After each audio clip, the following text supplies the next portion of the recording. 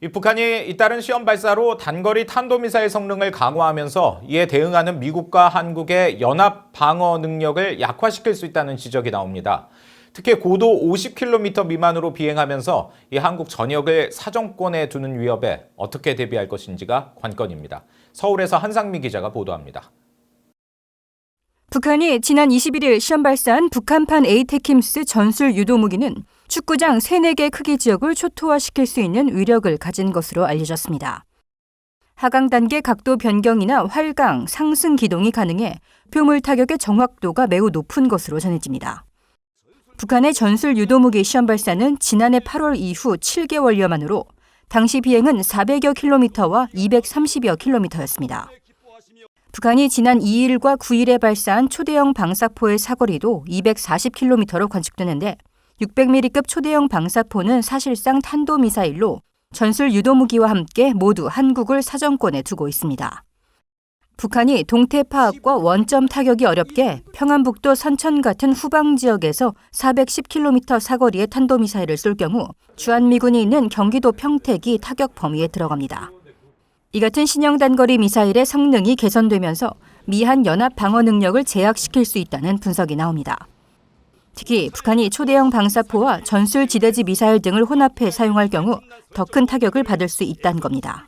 한국의 그 방어망 시스템으로부터 생존해서 공격할 수 있는 능력을 향상시켰다라는 점에 주목해 볼 필요가 있을 것 같아요. 북한이 이러한 한미연합의 방어 체계와 관련돼서 50km 이하의 초점을 맞춰서 그 방어망을 뚫는 그러한 공격 무기를 양산하고 있다라는 점에 유의를 해볼 필요가 있는 거죠.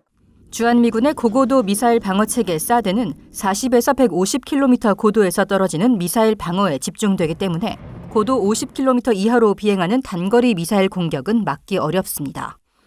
한국군은 고도 20에서 30km에서 적 항공기와 탄도미사일을 요격할 수 있는 패트리엇 포대의 수도권 이동 배치를 추진해왔는데 지난 1월엔 패트리엇3를 청와대 인근 북악산에 배치한 사실이 일부 한국 언론을 통해 알려지기도 했습니다.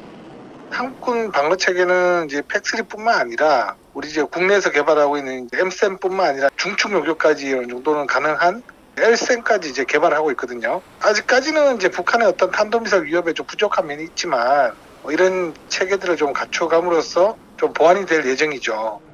한국 국방부는 올해 업무 보고를 통해 미사일 정찰과 방어 능력 증강을 위해 무인 정찰기와 패트리엇 유도탄 추가 도입 계획을 밝혔습니다. 전문가들은 날로 강화되는 북한의 미사일에 대응하기 위해선 방어 역량 향상뿐 아니라 방어에 대한 개념 자체를 어떻게 가져가야 할지 고민할 필요가 있다고 밝혔습니다. 서울에서 VOA 뉴스 한상미입니다.